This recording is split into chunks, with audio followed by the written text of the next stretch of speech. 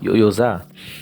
Yo, despite of everything you heard about Haiti, so plan c'est pas pour être Haïti, non?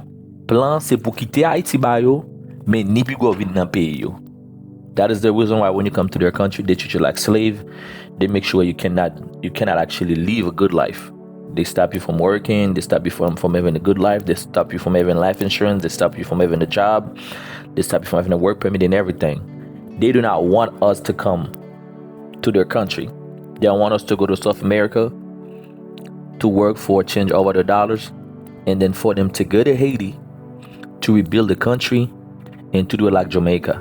So Haitian, I want you to understand that no matter how hard this shit is right now, we are still free because we can still fucking go to the beach. Beside of Laba did that, I don't know who this piece of shit who sold it to somebody or rented for 30 or 50 years. Now Labadi is not even for us because those people think they own Labadi, you know what I'm saying?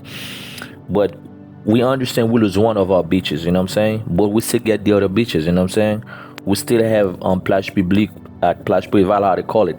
So here's what's gonna happen.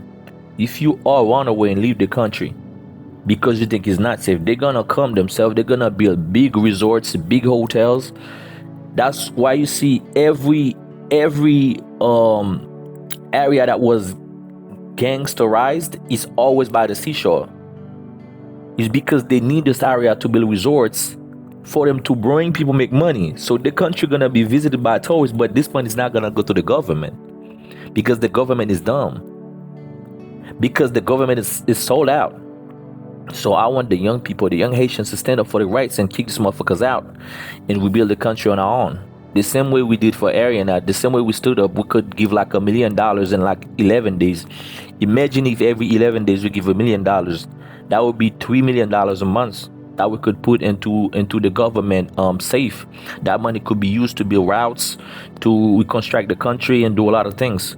So let's think about it. Let's do something positive for the country because those people here, they're not helping us, bro. They want us to go back to slavery for sure.